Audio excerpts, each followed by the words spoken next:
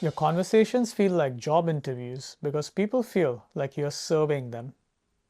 If every new social meetup you go to ends up in, "What's your name? What do you do? Where you're from? What are your hobbies?" You're basically making them sign a Google form.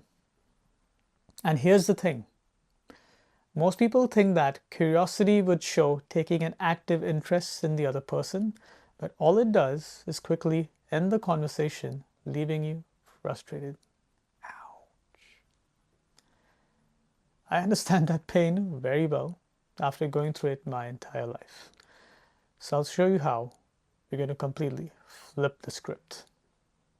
We look at why, despite meaning well, questions kill the vibe, what to do instead, and a simple framework that turns any boring interaction into something people actually remember. And stick around till the end because I'll show you how to use this at networking events to stand out. Let's dive in. Okay, so here's what's actually happening when you lead with questions. Think about it like this.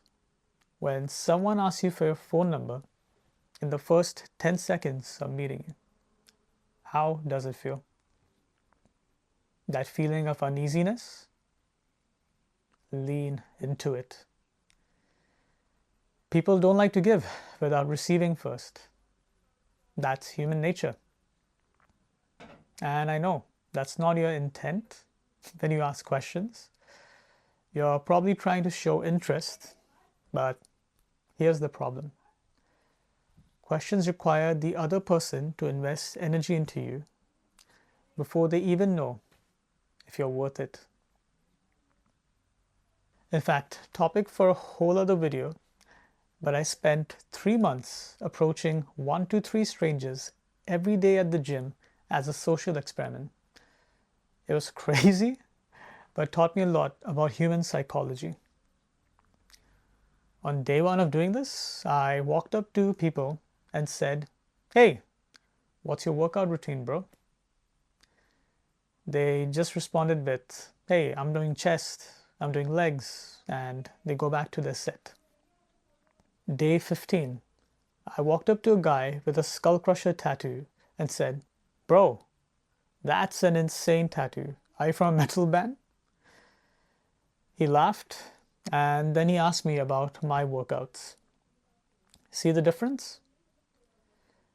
The first approach was asking for value. The second gave it.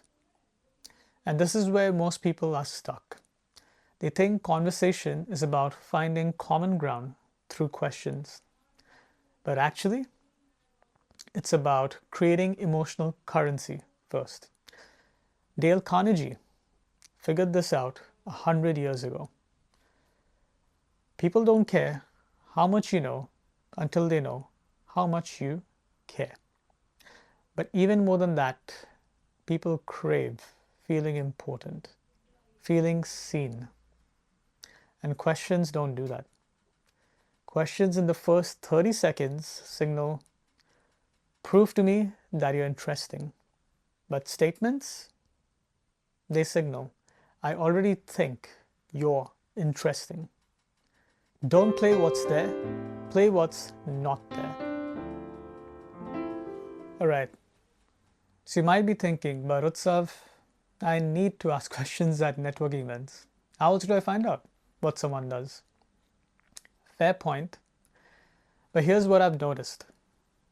Most people walk up to someone at a party and they immediately go, "Hey, what's your name? What do you do?" Boom. Interview mode activated again. And wait for it. You know what happens next, right? The conversation dies in 3 minutes because neither person is actually enjoying it. You're just exchanging LinkedIn profiles in verbal form. I was at a tech event last year and I saw a guy in a red hoodie. Instead of saying, "Hey, what brings you here?" I walked up and said, "Man, you look like a software engineer and I bet you have 5 different shades of that same hoodie." He cracked up and we talked for 20 minutes about his startup, his hobbies, and his childhood in China. And none of it started with a question. We exchanged names and contacts at the end, and it seemed like a natural transition. The feeling of we want to know more about each other was there. The point is, you can get the same information with asking questions up front, but when you lead with something fun, something playful, you're not making them work for you. You're making them want to talk to you. Now, say you're on the other side of being asked, what do? You make the conversation a guessing game. I'll give you my personal example that I use all the time. I respond with, take a guess what I do for work. Don't be polite, just go for the Indian stereotypes. Most people laugh when I say this and they say, I don't want to be rude, but you're an Uber driver. Like, nah. Okay, you work at Domino's. Close. I did consider working those jobs, but keep guessing. Then they eventually come around to IT. I give them a high five. You just gave them a conversation hook and built physical rapport at the same time instead of one boring answer. See how that works? You're still sharing information, but you're doing it in a way that creates energy and makes it fun instead of draining it. I can see clearly now. The rain is gone. I can see all obstacles in my way. Gone are the dark clouds that had me blind. Okay, so you need to see the other person and environment clearly with the statement first system. It's really simple, just 3 steps. Step 1, open with an observation. This could be their overall energy, the outfit they're wearing, or the current environment you're in. Find something specific about them. Not nice weather, something that shows you notice them. Here are a few examples.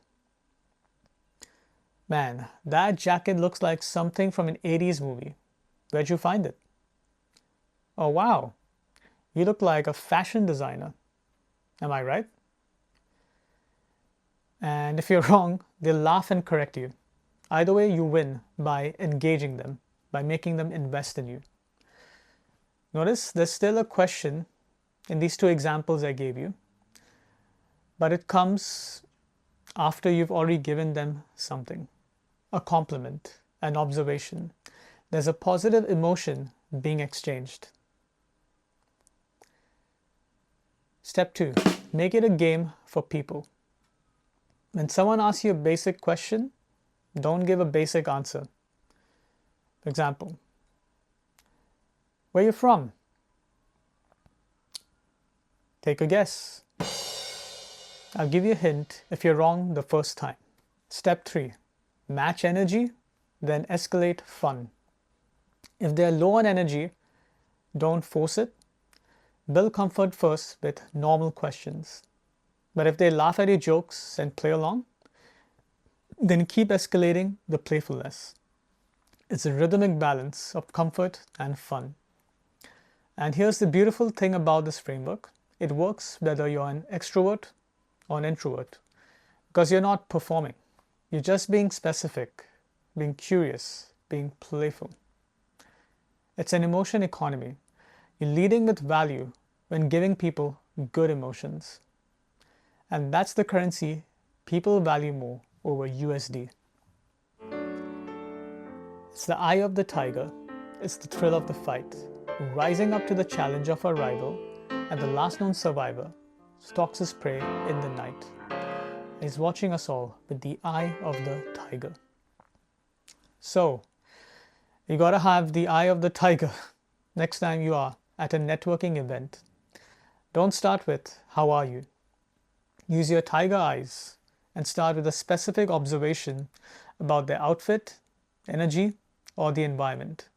For example, go up to someone and say, man, These events always feel like speed dating, but with business cards. What actually brings you here besides the free food?